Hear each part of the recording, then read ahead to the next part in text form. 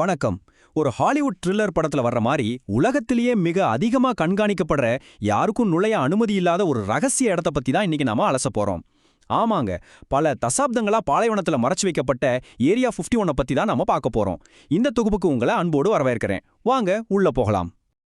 இதுல ரொம்ப ஆச்சரியமான விஷயம் என்ன தெரியுமா? இந்த 50 அப்படிங்கிற எண் தான்.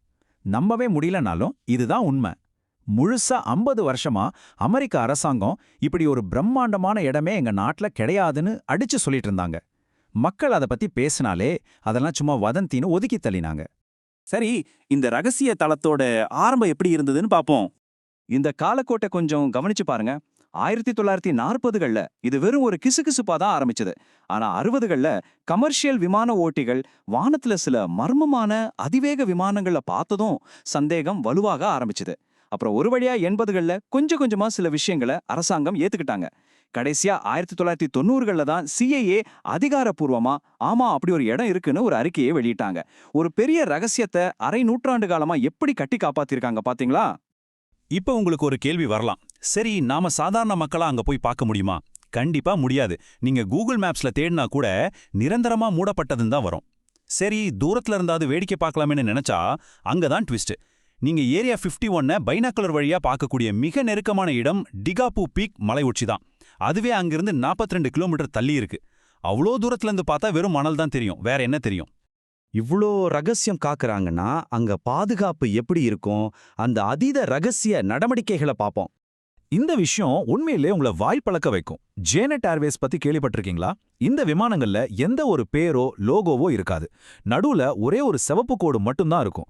லாஸ் வேகாஸ்ல இருந்து தினமும் ஆயிரக்கணக்கான ஊழியர்களை ஏரியா 51க்கு வேலைக்கு கூட்டிட்டு போறதும் திரும்ப கொண்டு வரது மட்டும்தான் இதோட வேலை.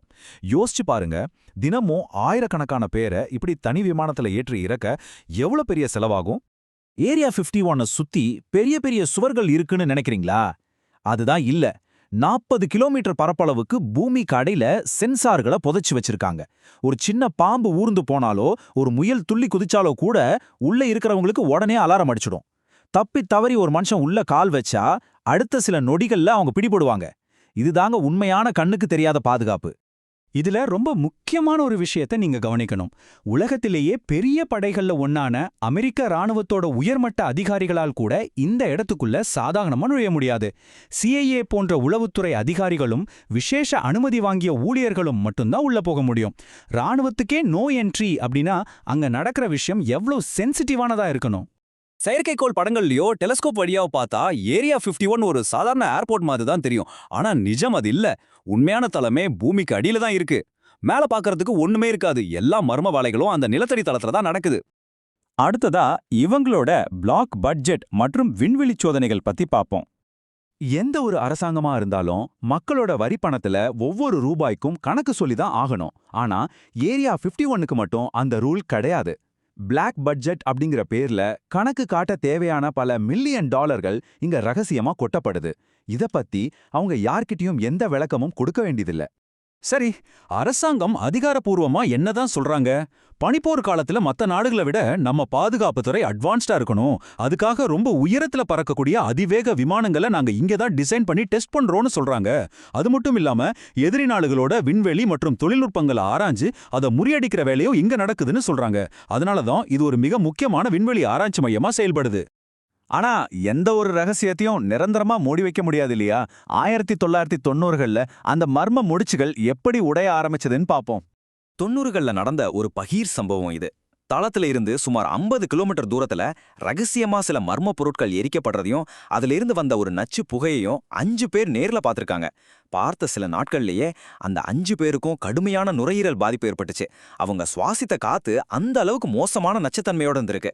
இது சம்பந்தமா அவங்க வழக்கு போட்டப்போ அவங்களுக்கு வைத்தியம் பார்த்த டாக்டர்களாலேயே அந்த நச்சு வாயு என்னன்னு கண்டுபிடிக்க முடியல. அரசாங்கம் என்ன சொன்னாங்க தெரியுமா? நாங்க எரிச்ச பொருட்கள் ரொம்ப ரொம்ப ரகசியமானது, அதை வெளியே சொல்ல முடியாது, வேணும்னா உங்களுக்கு நாங்க ட்ரீட்மெண்ட் தரோம்னு சொல்லி அப்படியே அந்த விஷயத்தை மூடி மறைச்சிட்டாங்க. அடுத்து நடந்த விஷயம்தான் உச்சகட்ட த்ரில்லர். 1997ல கோஸ்ட் டு கோஸ்ட் AM அப்படிங்கிற நேரலை ரேடியோ நிகழ்ச்சியில ஏரியா 51ல வேலை செஞ்சதா சொல்லிக்கிட்ட ஒருத்தர் பயங்கர பதற்றத்தோட கால் பண்ணார். அங்க நடக்கிற பெரிய பெரிய ரகசியங்களெல்லாம் அவர் உலகத்துக்கு சொல்ல ஆரம்பிச்ச சில நொடிகள்ல அமெரிக்கா முழுக்க அந்த ரேடியோ ஒளிபரப்பு அப்படியே கட்டாச்சு. சும்மா இல்லைங்க, முழுசா 5 நிமிஷத்துக்கு.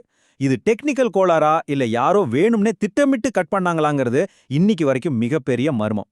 50 வருட போராட்டம் கடைசியில உண்மையை ஒப்புக்கொண்ட தருணம். இத பத்தி பாப்போம். 90ஸ்கள்ல வந்த ஹாலிவுட் பிளாக்பஸ்டர் படமான இண்டிபெண்டன்ஸ் டே உங்களில் பலருக்கு ஞாபகம் இருக்கும். ஆரம்பத்துல இந்த படக்குழுவுக்கு முழு சப்போர்ட் கொடுத்த அமெரிக்க ராணுவம் படத்தோட கதையே ஏரியா 51 மற்றும் ஏலியன்ஸ் பத்தினதுன்னு தெரிஞ்ச உடனே தங்களோட ஒட்டுமொத்த ஆதரவையும் வாபஸ் வாங்கிட்டாங்க. இது மக்களோட சந்தேகத்தை இன்னும் அதிகமாக்கிடுச்சு. இதை கொஞ்சம் ஒப்பிட்டு பாருங்களேன். 1980களுக்கு முன்னாடியெல்லாம் ஏரியா 51ன்னு ஒன்னு இருக்குன்னு யாராவது சொன்னா அரசாங்கம் அவங்கள பைத்தியக்காரங்கன்னு முத்திர குத்துனாங்க. ஆனா பல தசாப்தங்களா மக்களை இப்படி குழப்பிக்கிட்டு இருந்த அதே அரசாங்கமும் சிஐஏவும் 90கள்ல வேற வழி இல்லாம ஆமாங்க அப்படி ஒரு தளம் இருக்குன்னு அதிகாரப்பூர்வமா ஒத்துக்கிட்டாங்க. சரி, அரசாங்கம் அமைதியா இருந்தா மக்கள் சும்மா இருப்பாங்களா? இந்த சதி கோட்பாடுகள் மற்றும் ஏலியன்கள் பத்தின தியரிகளுக்கு வருவோம். அரசாங்கம் வெளிப்படையா எதுவுமே சொல்லாததால மக்களே நிறைய கதைகளை உருவாக்க ஆரம்பிச்சிட்டாங்க. அங்க ரகசியமா அணுகுண்டு சோதனைகள் நடக்குது, காலநிலைய மாத்திர இயந்திரங்கள், டைம் மிஷின், ஏன் டெலிபோர்டேஷன் கருவிகளை கூட உருவாக்குறாங்கன்னு பேச ஆரம்பிச்சாங்க. இது எல்லாத்துக்கும் மேல விபத்துல சிக்கின பறக்கும் தட்டுகளையும் ஏலியன்களையும் உள்ள பிடிச்சு வச்சு ரகசிய ஆராய்ச்சி பண்றாங்கங்கிறது தான் இன்னைக்கு வரைக்கும் பெரும்பாலான மக்களோட நம்பிக்கை. இதுல ஒரு சுவாரஸ்யமான விஷயம் என்னன்னா, அந்த பாலைவனத்தை சுத்தி வாழ்ற உள்ளூர் மக்கள் இந்த மர்மத்தையே தங்களோட பிசினஸா மாத்திட்டாங்க. அரசாங்கத்தோட இந்த ரகசியத்தை ஒரு வியாபார வாய்ப்பா பார்த்து அங்க இருக்கிற கடைகள்ல ஏலியன் பொம்மைகள், ஏலியன் தீம் ரெஸ்டாரண்ட்ஸ்னு அந்த பகுதியிலேயே ஒரு பெரிய பொருளாதாரத்தை உருவாக்கிட்டாங்க. இப்போ நாம பார்த்த விஷயங்களை ஒரு தராசுல வச்சு பார்ப்போம்.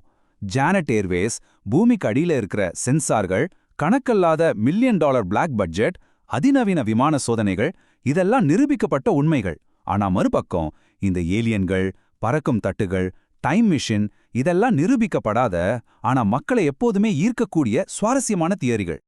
இப்போ உங்களுக்கான ஒரு கேள்வி.